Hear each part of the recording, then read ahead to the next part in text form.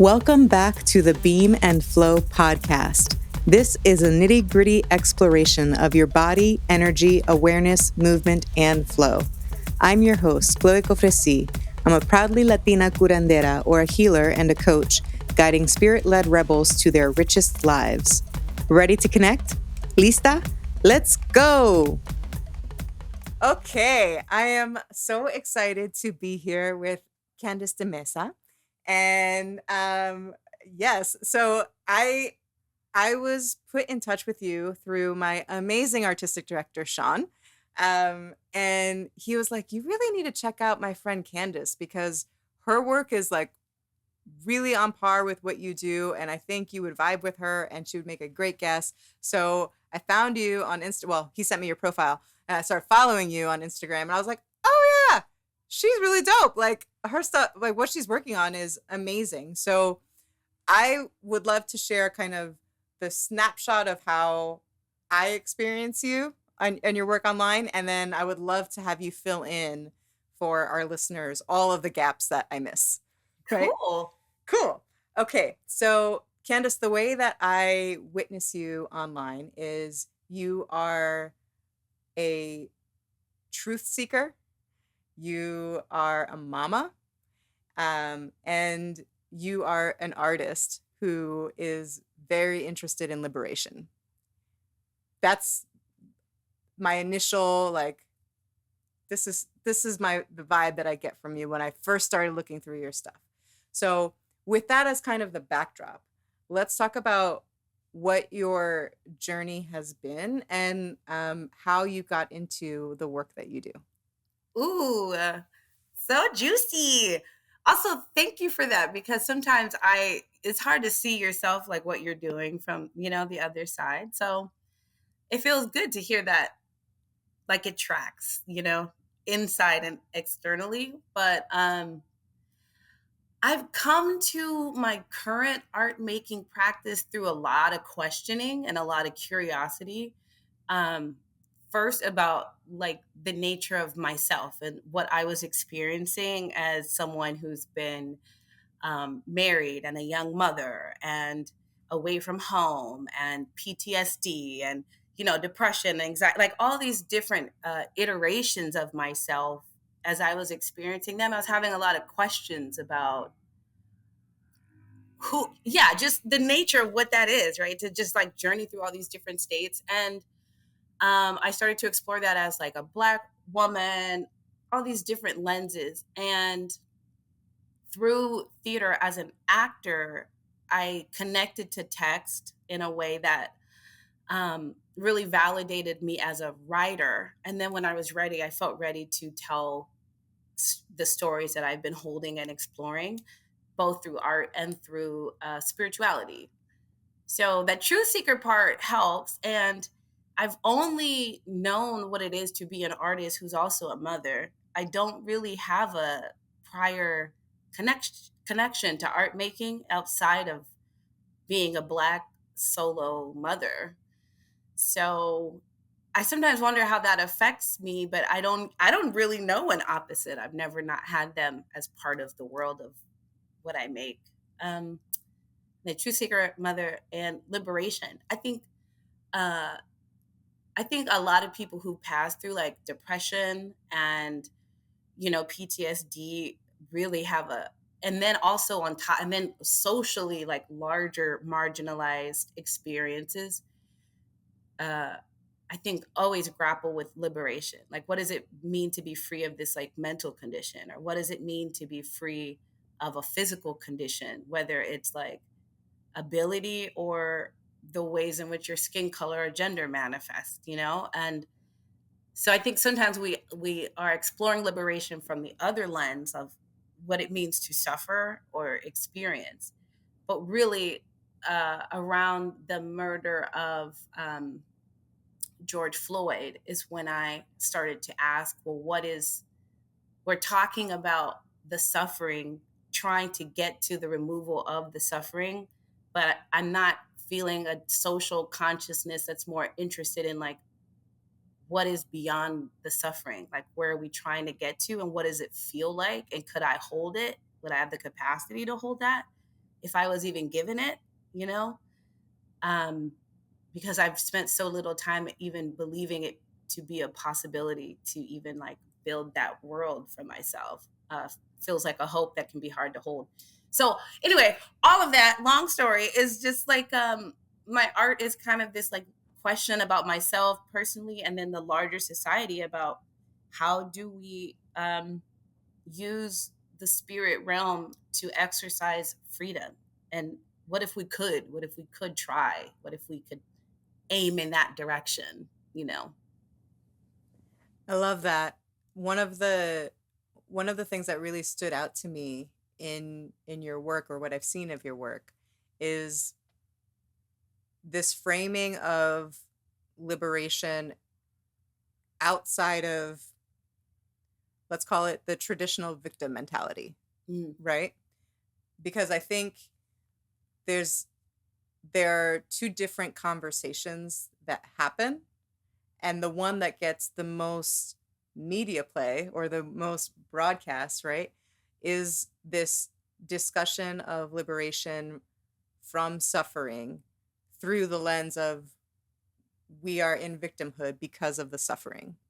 And what I've seen in your work is this exploration of, like you said, what are we trying to get to beyond not suffering? Like that, beyond that, what is the truth that we're coming back to? It's almost like the suffering is placed on top of what is true.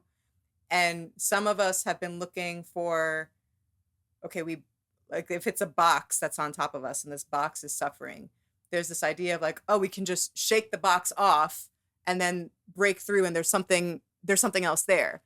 But really, when you shake the box off, what you're left with is this body, Yes. this experience. And that has always been there. The Yes. box, the suffering being on top of us has never taken that away. Right. We've allowed ourselves to believe in some cases that it's been taken away, but it actually hasn't. And I really responded to that in your work, like, oh, this is not just about naming the thing.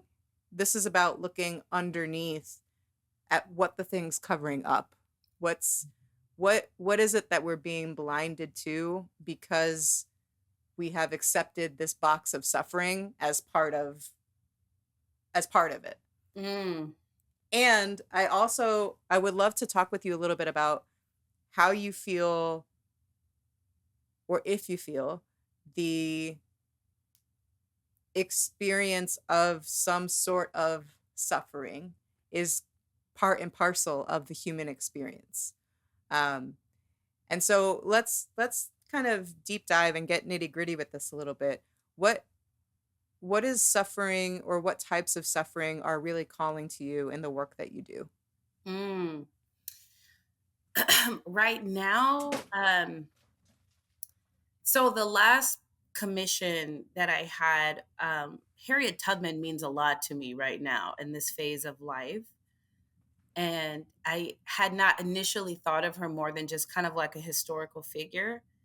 But lately, as like a really profound spiritual guide, I'm like really strongly connecting to Harriet Tubman in the way that people across the world connect to like Siddhartha.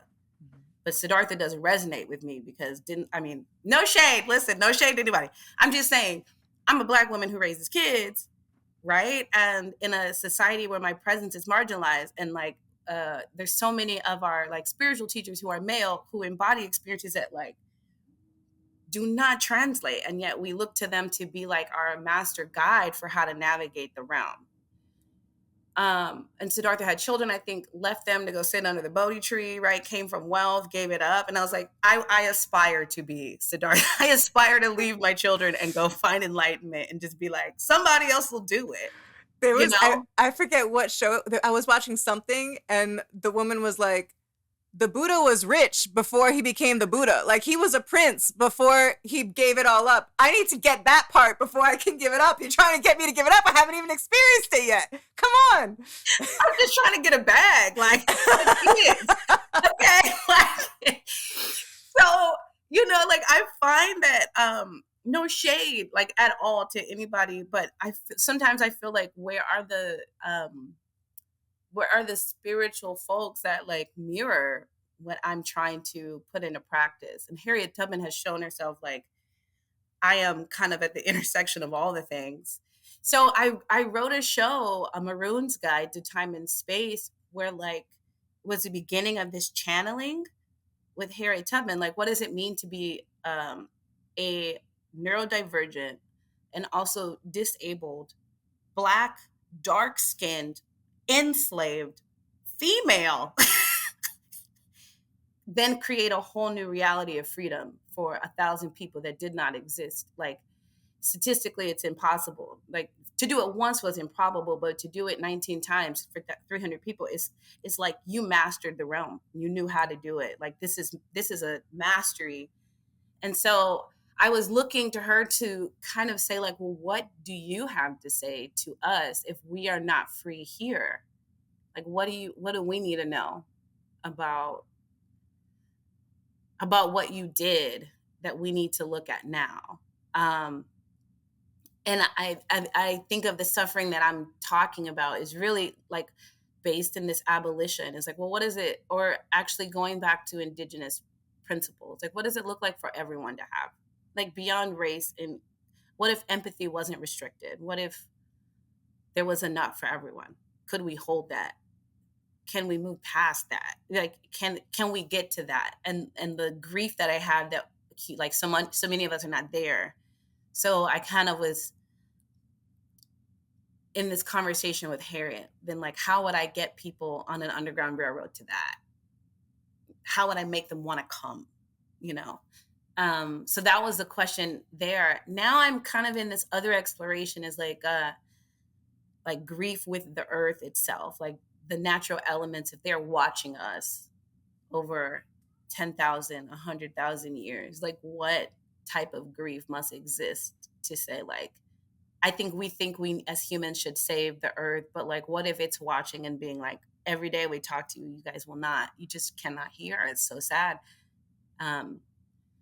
And so like what it means to now decenter humans entirely, like even go a step further and say, even getting free of these social constructs, like what is even above that, about like above being human? Like, is there even a higher experience than just human civilization? What if we actually then could be free to be a part of a huge ecosystem, solar system, Milky Way? I don't know. I like aliens too, people. I'm sorry. Listen, like, all my you're in the right show, somewhere. okay? You're on the right show. Because I'm like, I think there are aliens among us. I think, it's very, we don't have proof of, but we do, but we don't, but we do. listen, If the government came out and said, which they did, they're real, they're among us, and everybody went on with their day like, yep. Like, the government that's been hiding this has now said they're here, but we're just going to keep moving on. Okay, that's fine. I know, but that's because bread is too damn high and rent is too damn high. So they knew we weren't going to care. Exactly. But I be caring. Me too, because listen, this ecosystem, this larger ecosystem that you're speaking of, to me, the way that I experience that is a cosmic, divine story that we are part of. And it's been playing out for millennia before us. It will continue after us, but that doesn't negate the part that we play, right? Like, just like you're connecting back to Harriet Tubman, who's to say in 200 years, there's not going to be somebody connecting back to you, talking about your work, right? And like how the messages that you are still bringing forth to them. And in this, in this world that we're navigating, one of the things that, at least this season of the podcast, that I'm really interested in talking about is the experience of all of these somewhat esoteric topics held within the body. And you've said that a few times, like, can we hold this? Are we capable of holding this? And I really want to dig in there because I think there's so much to unpack. Like, we whether it's financially, whether it's romantically, whether it's in our families, like changing generational trauma, whatever it is, we have oftentimes a vision of where we want to be, what this could look like. Mm. And we get, I think, frustrated when we get a taste of it and then it dissolves. Mm. And I think that happens because our nervous systems are not ready to fully hold what we say they're fully ready to hold. It's like a little kid, right? Who's like, I'm going to eat that whole loaf of bread. I'm so hungry. I want that whole loaf of bread. And then 2 slices later, they're done. They can't hold it. Their eyes were bigger than their stomachs, right? Yeah. So in what ways have you seen yourself, your community, start to identify places in the body where we're not able to hold yet? Ooh. I think there's like this larger conversation, like amongst Black, especially Black and other like marginalized people, like around moving into joy, like just being like joy as part of the healing practice, right? Like, and I'm glad I'm seeing more and more of that, because I have this sneaking suspicion too that the spiritual and art communities to me are so mirrored. So like I kind of speak of them interchangeably. Like when I mean art, I really mean the spiritual community, like those who are really channeling from this other unseen realm, however they call it. Okay, so we were talking about the ability to hold what we envision in the body, and you were talking about how you're really seeing joy as coming back into this story. Yes, because I do have a sneaking suspicion that our way of avoiding joy in the spiritual and art communities is revisiting sites of trauma and calling it healing. That part. Yeah. That part. Say that part again. Well, I hope I can. I have a sneaking suspicion, don't come for me, anybody, but that we're still avoiding joy and healing by continuously revisiting sites of trauma and then like calling it healing. Um, and I think I think those are steps towards a thing where we have to then shift what these sites of trauma mean and how we activate them, not in constant memorial, which I feel like is easy to do in Black art, is really like appreciated, to keep revisiting the Black body as like a traumatic experience.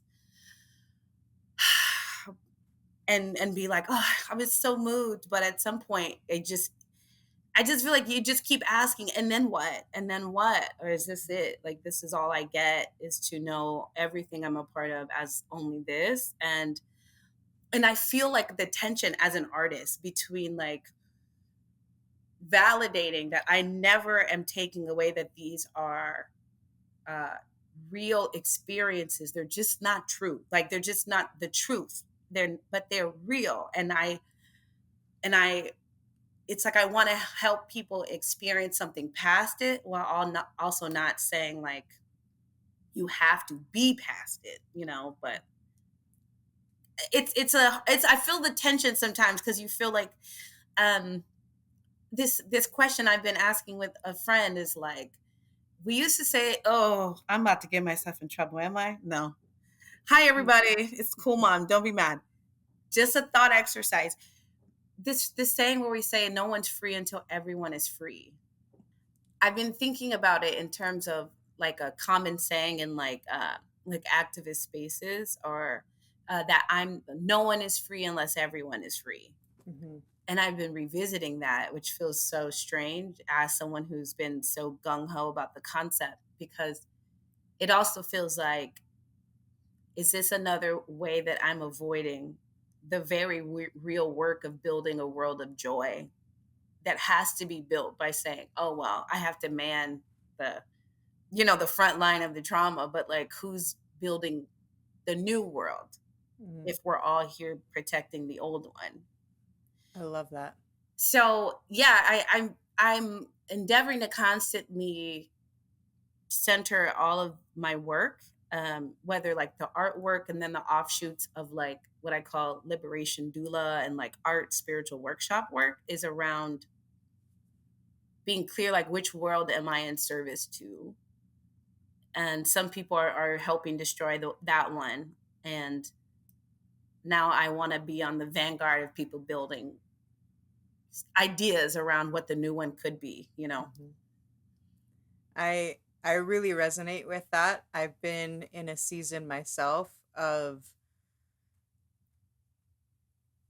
kind of dissolving or allowing the way I was showing up in my work, in my art, in my hands-on work with people, Mm. um,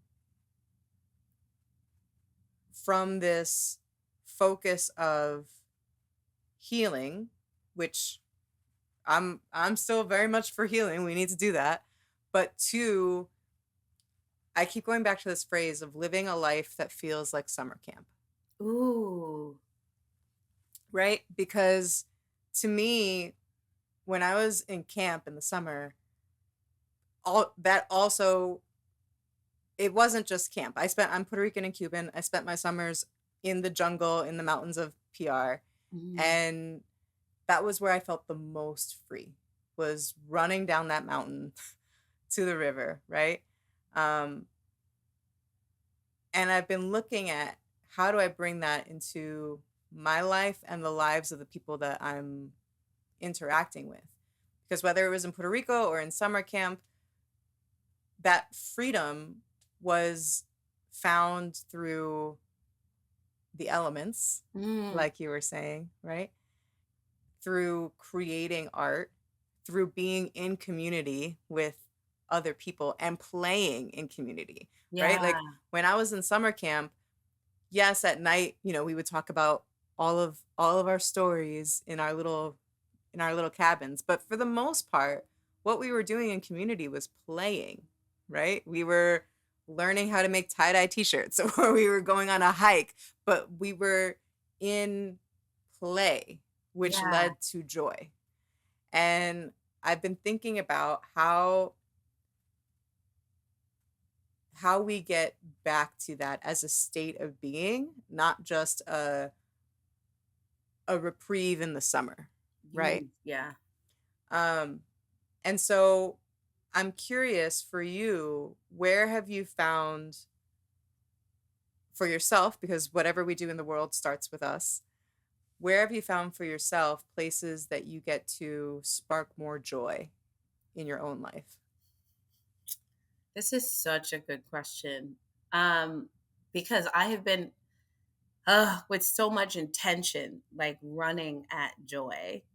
Um, for the last year. Like the last year I've been traveling, and it wasn't until I was in Portugal and and I feel safe and all the things are away that I then got to realize how little capacity I have to hold more fullness beyond like a constant like survival state. It was like eye opening. And that was almost this time last year. So this in this year it's like been asking like, so what comes after the hard time, right? And if the hard times will come, then you already know how to deal with that. So like you don't know how to deal with this part, and trying to make it is so intentional. And I see now why I guess I see why older women who have found it like have a different kind of peace, because it's you have to build it, you have to make it, like no one gives it to you. um so even like putting this is like new for me to be able to say a pleasure for pleasure's sake is so new to say, well, I like it and I don't have to justify that, like I'm not, or I'm gonna look this way. I'm in my apartment right now and I painted it. And I realized that like when I first left my marriage then, like 10 years ago, I wouldn't paint any of the apartments. I felt like I couldn't, like I was going to get in trouble. And I was like, damn, girl, you should have just paint. You didn't even know you could just paint the damn apartment. You could just do it because you want to. And you figure it out after. But it was always like you had to deny everything you wanted for what was the right answer. And all these right answers were all the wrong answers for me. And so it's like I just lost out on like small joys along the way and had big suffering. So now I'm trying to really be intentional about like trying to really get connect to say like what really like feels good, like what feels good, and a lot of a lot of unearthing beliefs, you know, around that, because you can dig and then you hit a hard spot because there's some belief you have connected to some really painful identity that is still wants to hold you in that place instead of letting you be free. So I don't know. I mean, I like doing this work like artistically and spiritual artistically, but it's like a work, and I can see like to be well and then to have joy. It's so easy to, I feel like pain is so hurtful, but it's so much easier for us to hold than big joy. Like big joy will really crash out your nervous system Mm-hmm. and have you like blocked off. And so yeah, I'm really like exploring that. Like, why do you so you grab onto pain with both hands? Like you take as much of it of the suffering, you're like, scoop it up, have it, and I will then take all the lessons. Give yes, them. and then when it comes to joy, you're like, oh, just a little bit, no, just a little. I'm on a diet. Like, Yeah. I don't know if you've experienced this, but I you mentioned yourself going through seasons of depression and anxiety, and I have certainly made made friends with depression at points in my life. Um and a couple of years ago, it might not, honestly, this past year has been such a excavation year for me that I don't know if it was a year and a half ago or 3 years ago at this point. But yes. I had a conversation with my therapist. I was in a very depressive season, Mm. and I said, I am really frustrated and angry that I can't find my joy. Like I want my joy again. Like that's a core part of who I am, is that I've always been able to find, and joy is different than happiness, right? Yeah, yeah. I'm not talking about being ecstatic and blissed out all the time, but I had lost my connection to joy. And the things that I would do normally to like reconnect to my joy, I couldn't even get myself to do the thing, right? Like, yes, I know that cooking and dancing in my kitchen is going to make me feel better, but I wasn't doing it. I know that writing will alchemize something in me and bring me joy. I was not writing. Like I couldn't bring myself to do the things. And my therapist gave me such a gift, and she said, "Well, when you're having trouble connecting to joy, see if you can connect to awe." And that was profound for me, because I can I can connect to the awe when I feel like complete shit. Yeah. When I'm like on my couch under the blankets not wanting to get up, I can close my eyes and recognize what a miracle it is that I'm alive. Even if I don't feel miraculous, I can sense the awe of this experience, of this existence. And the more that I can tap into the awe throughout the day, my joy started coming back. That's so good. Isn't that amazing? That's so good. Yeah. No, that's really good. Yeah. Chalk one up for therapy. That was Yeah, that was good. they ate with that one. Yeah.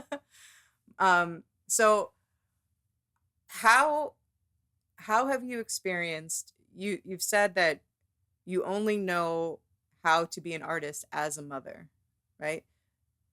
How have you experienced the art of motherhood, let's say, in your own body? Like where are you able to check in with your body to see how you're actually living the experience? That's a hard one. That's a hard one. Um, ooh, that's a hard one. I think because like there was something this week and I had to really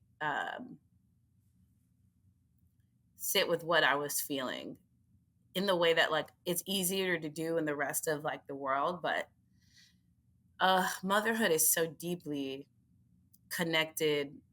um, I feel like the connection to love, and there's also this mirror connection to um, your your constant failure to be like the love that you really like.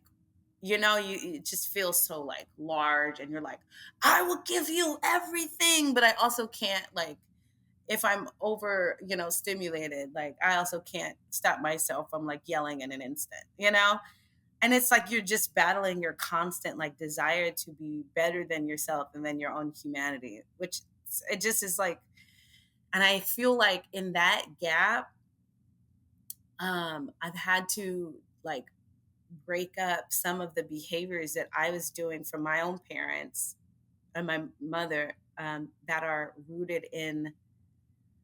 they're rooted in abuse, but I feel like they're rooted in that place where it's like we don't have a mechanism to account for like how I treat you and the love I feel for you. So we leave all the shit that unsaid, the sorries, the atonement, everything goes undone. Um, and I started to feel it in myself, the gap between like what I wanna. This was especially early pandemic, like I could feel it in me. Like what was unsettled is like the love I want to give you is stuck behind whatever ego way that I have to feel like I have to hold power over Mm. you, or it's like, and it's stuck here, and I could see it was stuck with my mother and stuck with her parents. So I feel like the embodiment or even like art of motherhood is like that same question asking, like what does it mean to push past that limit. Like what if I loved in a moment the thing that's telling me like if you love them and they did this, their lives will be terrible. Like the same traumatic stories that were said about you or to you that were not really true. And they're actually like largely cultural too. It's like a whole cultural story like that just gets passed down, that if your children don't obey you and you're black, they'll be unsafe in the world. Like because like those kind of things. And so then you play them out, and there's like love you want to give, it can't get over that, you know. So yeah, I feel like the journey of motherhood is like or the embodiment of it feels like being deeply acquainted with all of your worst beliefs and all of the great things about you too, but like those are off, obviously like when you're like, okay, I got this part, you just look at the part where you're like, I want to love better. How do I get over the feeling in my body that if I don't have control, I'm a failure as a mother? And how do I relook at what control means in the body? Can I give my body the control it needs, that I don't have to control them in this way? Ugh, and that feels so ugh. I don't always love it. I mean, it's very transformative, but like embodying it, it's like it feels so, sometimes it feels so sad to like know that to your children you have to be human. You have to settle for being human. And you want to be, I know what I'm doing. And instead you've chosen to be just as vulnerable and let them see it. And that I it's so new because I'm raised by my mom's born in 1940. So you don't show vulnerability or weakness, or especially women, you do Mhm. not. The world is tough. You be tough. So it's a new choice, and in the body it feels like ease, but it feels like ease, but like the like ego parts feel like, oh. Mhm. So I feel like it's the same tension, like even art making. It's like it feels all the same. I feel like the art, is like our way of being human. So like how you approach one thing, it's I almost feel like how you approach everything. So Completely. yeah, like channeling the art, sometimes you feel like the idea is like, oh, it's so great, and then you're like, but I can't make it do what you want, and now I feel inadequate compared to the task, and then I have to deal with my imposter syndrome, and like, is it okay that it doesn't, can I suck? Is it okay to suck? Can I just be a student? Can I just try and like, and be okay with trying, and like getting up and trying and trying and trying, and maybe it doesn't get there, maybe it's okay, and maybe it comes out great, but like I can try. And I feel like it's all that, like all that's the embodiment journey of all of it connected. Is just like, can I try? Can I be vulnerable? Can I mess up and say I messed up? And I love that. I haven't heard it put quite like that before, but that completely resonates. I can totally see the mirror of those two parts of you playing out the same through the same mechanisms. Um, because you're right, as an artist, it's constantly see me, don't see me, see me, don't see me, right? yes, And which me are you seeing? Which me do I let you see? And it's we all know this as artists, but it's still wild to me every time I I put out a piece of work that to me just feels so scary, vulnerable. Like, oh, I feel like I showed up as just like shittiest version of myself in this. Like, this is not good work. It's just, and somehow those are the messages that I get. People are like, that changed my life. That connected with me on such a deep level. You need to do more of this. And it happens every time. And yet every time I fight it. I'm like, no, I'm not going to show anybody this because this is not the art that I yes, want to give. This is my like nastiness, my ego, my mistrust, my lack of faith. That's what this is. And people respond to that. And so I I really appreciate this conversation with you because that is what people respond to. And I think part of what was holding me back from fully embracing, like, no, we are here to live a life that feels like summer camp, is mm, because collectively, I think we are entrained to respond to the messiness, to the flaws, to which is beautiful, right? We want to connect with our vulnerability, but we're not trained to connect to joy collectively. So when people are embodying joy and exuding joy, you will definitely find people who like resonate with that and want to follow. But you will also find resistance to the expression of joy. And that doesn't negate the art of it. That doesn't negate the truth of it.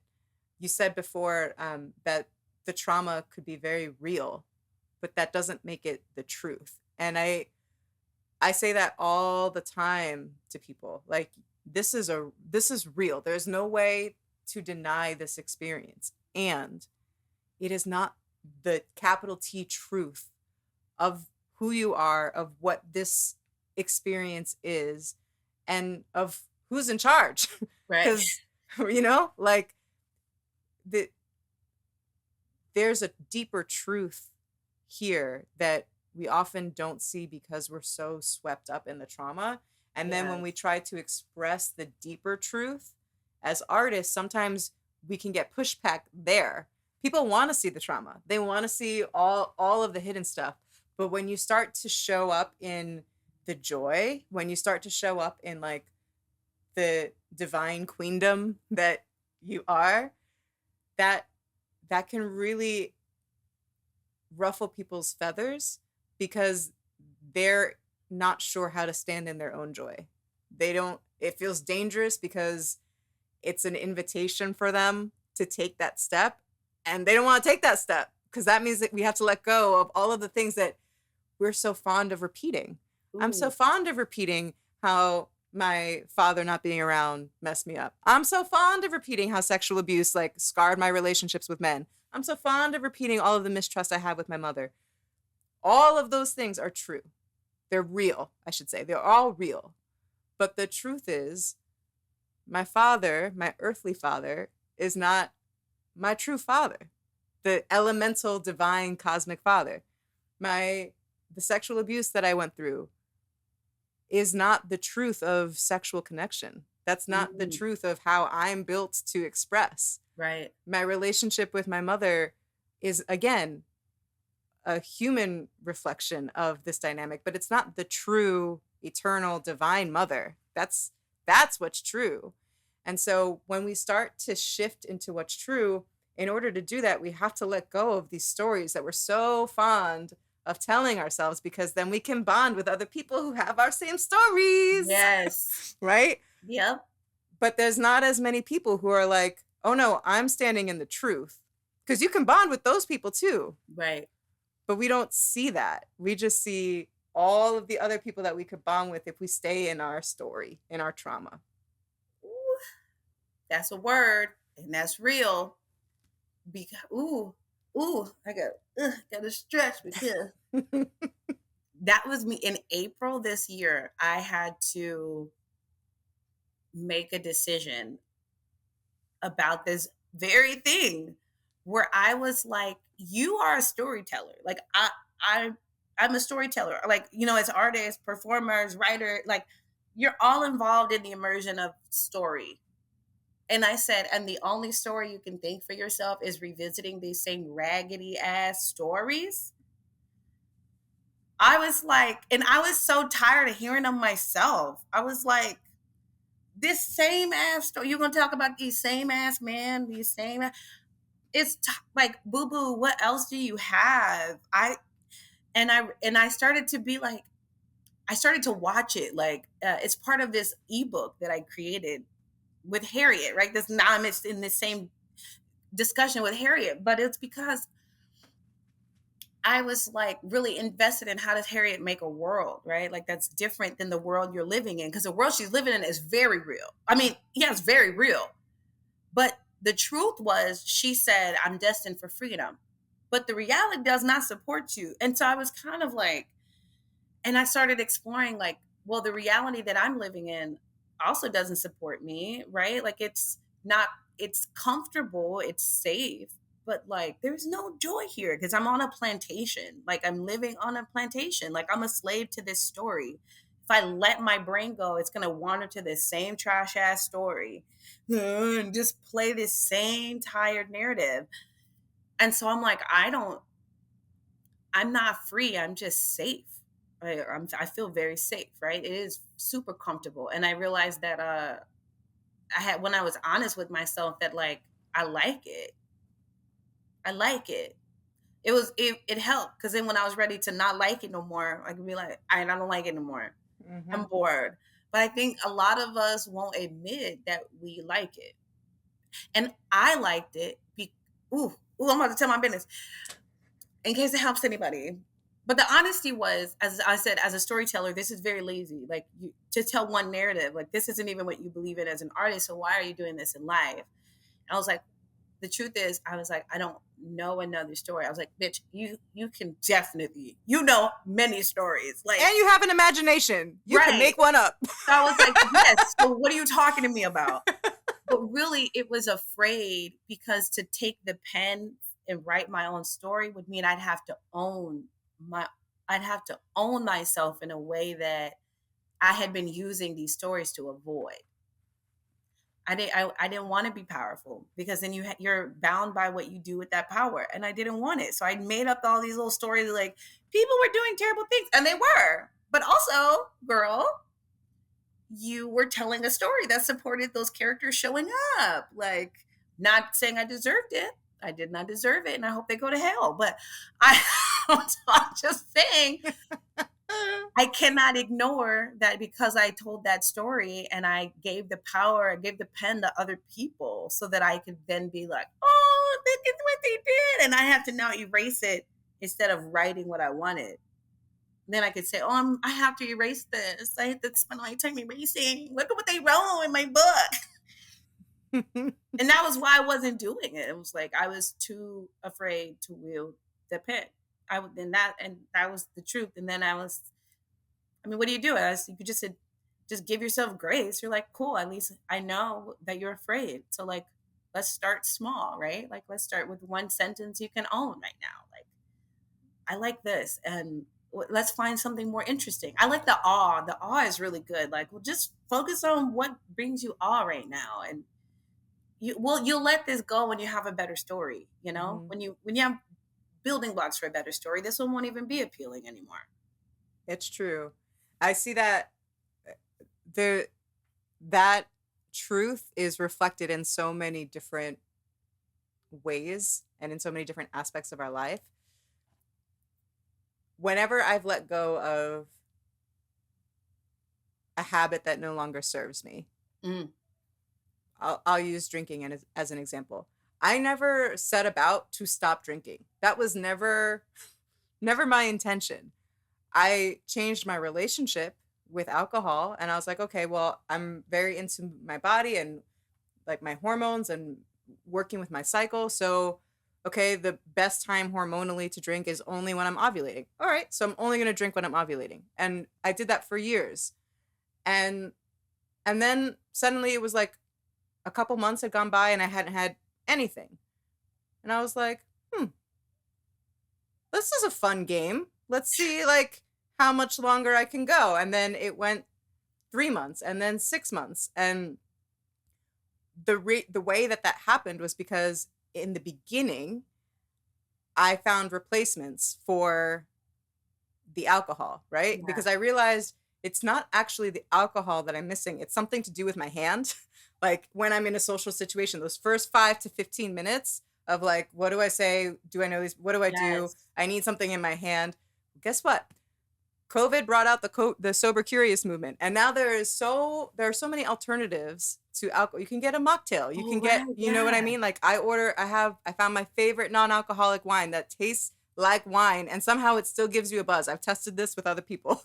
Somehow this wine that doesn't have any alcohol still gives you a little feeling of a buzz. Like there's all of these things that I used as a replacement until the story changed, and I no longer like now I can go into a bar and whatever, and I'm like, it's fine. I'll just order non-alcohol, whatever they have. Like it's not even a question because I've already found those building blocks of a new pattern, right? Yes. But they came out of this exploration of like, okay, this doesn't work the way that it was working. Okay, that's the reality. Let's find something else. How do we find something else? Well, I need a pacifier for a little bit. I need training wheels. I need something, right? And I think that that's true spiritually. I think Yeah. that's true with joy. Like we want Yeah. to stay stuck in these stories because they're familiar. So, okay, you're not completely ready to say my life is about joy and that is the truth that I'm standing in. That's okay. You don't have to be there. But like what can you start to see that it's not, at least notice that it's not serving you, at least Yeah. notice that that's not the story you want to keep telling, notice that you're annoyed with your own voice repeating the same story again. Like once you start to actually notice, unless you are truly a masochist, there will be something that changes from that, because once you start to notice something that isn't right, it's like an irritant, then you're like, ugh, this still, it's like a pebble in my shoe. I got to take this whole thing Yes. off and shake it out and find out like how I put it back on in a new way. Um, so I really appreciate this conversation because I think it is pivotal to us moving forward, individually and as a community. Like we need this work, and my experience is different than yours. But listen, there's, whether you're Latina, whether you're Black, whether you're Indian, what, that we all have our own versions of this story, and it's up to each of us how we choose to work with it, like what we choose to do with it. And um, I really appreciate you taking the time to talk about what it's like in the body, like where the tension comes up. And um, for me, I feel it oftentimes in my pelvic floor. Like Mm. I will have pressure or like tightening in my pelvic floor, or I'll notice that my voice is not coming from here. It's stuck in here. Like there are things that I notice in my body that are signs of like, Mm. so you're not looking at something. You're like avoiding looking at something because otherwise the body wouldn't be saying, "Hey, look at this. I'm giving you a message." Like, you think this Right. headache is from nowhere? No. Like, there's something to look at here. Um, and it doesn't have to be looked at through the lens of suffering. Even though there might be painful sensations at the Yeah. time, you can look at them like, what do you have to show me? Yeah. What's your message? What's this about? Have you experienced that at all with your own body? Yeah. The curiosity, like, I think curiosity is such like it's like the troubleshoot for almost anything. If you can look with curiosity and not judgment, which moving away from like, yeah, just shifting towards being curious and not judging. When you're judging, then you have to self-protect from what you see to shield yourself, like you're trying to shield yourself from the pain of what you're seeing in yourself. And curiosity just helps so much. I feel like now I'm gamifying life because I can now just be curious and just be like, oh, okay, I didn't know you were a person who would do that. Hmm. Okay, what is that about? And also like the larger world, and other people, and being like, hmm, okay, I don't have to take it personally. I can just be an observer and ask questions and no expectation to know them. Super helpful. Yeah, just asking questions helps so much. Um, and I think like I said, I'm obsessed. I'm in my neurodivergent like hyper obsession with Harriet Tubman right now. Like I cannot. I just am like me and Harriet. I've been thinking about her all the time. Like my boo. I'd be like, Harriet, what are you doing? What would you do right now? Because I just think it's so interesting that like Harriet. I was thinking about like when did she get free? Like the act of getting free of things, right? And if I'm looking at her like a spiritual guide or guru, when did she become free? And it's like when she crossed the line, the boundary, the fake, Western imposed boundary line of this place and this place. And I'm like, no, she was free the moment she decided she was free. From that moment on, like whatever the external was happening, she just wasn't in that place. She's experiencing it like everybody else, but the story she's telling is something completely different. And I'm like realizing that like that storytelling is either going to like save you or destroy you, because you can't always control what's happening outside, but the story that I'm telling is going to determine for what reason I experience what I experience, like whether, like you said, whether I have to define that as suffering or whether and I think Harriet helps me because sometimes I'll start to feel like realistic. Oh, it's not realistic to say that this is this, and I'll remember like, well, whose reality gets to determine what's like. Harriet said I'm free when these bitches were still whipping her, Mhm. and she very much meant that, like with her whole body, and even to the point that when she would say something, it would come to pass. Like she prayed her slave master would die. He died when she changed her prayer. And even that, you can do that. She can change her mind. She prayed for God to save his soul and change his heart. And then when she heard he was going to sell her, she said, well, if you're not going to save him, kill him. And he died. And I said, that's hello, move, Siddhartha. What? So like that helps like to like the curiosity and to say like, I can always change my mind. I do get to decide for myself, whatever it means. No one gets to choose for me, because the moment I let you choose, the only option I have is to be a slave to your choice. Like Harriet, if you can define me, I am lost. I'm lost. And the definition can only come from me, and I get to be curious about how many different names I can call what I experience. And whether I name it slavery or freedom is completely dependent on me. And I have the right to do it. And like, if Harry, I'm like, if like it be, when I see, okay, maybe if I see like white people doing that, it feels very privileged. But when I look at Harriet and say, this is a woman who's at the bottom of even a slave hierarchy, is at the bottom. She's female and dark skinned. She's literally, well, like, they thought she was mentally, like, she was disabled. Like, they thought she was what they would, like slow or dumb. And in those times, what they would call it. And in her mind, she's talking to God, planning her way. And so I'm like, if this one who has the hardest experience possible, like in the midst of horrible enslavement and human trafficking, can decide and say, I'm nothing, and I'll change my name on your bitch ass right now, then I have the right as a person in this experience. I'm not privileged to do it.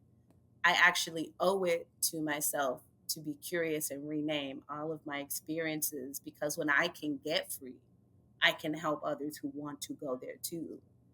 So it's like, it becomes important and not a privileged thing. It becomes a necessity for people of a marginalized or strategically undervalued experience to own their story to that extent, to rewrite it, to rename it over and over. I love that, and honestly, that's a beautiful place for us to bookmark this part, this first conversation that we have. I'm sure we'll be talking more. I want you to come back on, but that's like a perfect place to end. I do want to ask, so that folks who are listening can find you, where are ways, or how are ways that people can interact with you, with your art? How can they connect with you? Yes. So I would send everybody, go to my website, www.candicedmeza, CandicedDmeza.com, because there I have not just my work, but these ebooks where I've been really exploring Harriet Tubman as a spiritual world builder, especially for those of us who do live a strategically undervalued experience and want to know what it is like to experience liberation. And Harriet Tubman gives us the green light and gives us like this complete melange of like esoteric and metaphysical practices that she was doing that can be done at the end of a world, which I think many of us are, we're all kind of, those of us who are looking are seeing there's a world ending. Mm-hmm. So those ebooks are there. One is called Quantum World Building, Liberated Futures, and the other one is called Yeet to the Future, the Harriet Method of Creating Freedom. And I also do like liberation doula work, which is like facilitating workshops around these, that we integrate art and spirituality together.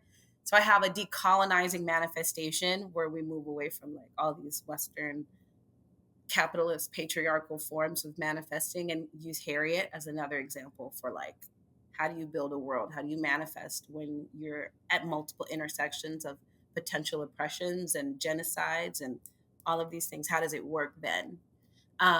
So that starts in October. I'll be doing in person in Houston a performing the Radical Imagination workshop, where we take these texts from freedom fighters and devise performance around them. And that will be October 5th. The Decolonizing Manifestation workshop is 8 weeks. It starts October 12th and goes until November 30th. And then my show, Maroon's Guide to Time and Space, where I talk about Harriet across the multiverse, if you want to see that. And Sean did lovely sound design. So juicy, so yummy. You can go to my website and email me for the link, and I can send it to you. And also on IG, same name, at Candice Dmeza. Amazing. And we'll put the links to everything in the show notes too, so that people can easily click to them and find you. Candice, this has been truly like a heart connection conversation. I'm so grateful that you sat down with me today. I look forward to more conversations with you. And you have been such a blessing to me and to this space and to all of our listeners. So thank you so much for being here with us today. Thank you for allowing me to be here with you. This has been great for me too. I'm so glad. Queridas, we made it to one of my favorite parts of each episode, the moment of flow. I love poetry, I love words and rhythm, and how when you mix the two, you get into a beautiful state of flow. And so I want to leave you with that at the end of each episode. So here it is, your moment of flow. Liberate. Liberate. We confuse the reckoning with libate and numb ourselves back into chains. It takes work to live in liberty. It takes time. We must be with the truth, the pain, the suffering. We must be present with it if we want to live in sovereignty. Presence transforms death to creation. Where are we libating ourselves back to bondage? Instead of liberating our beings, our hearts, our minds, our wallets, before you allow yourself to ingest another blockage, ask, what scares me about my liberty? And instead of the comfort of being numb, choose the charge of your liberated life.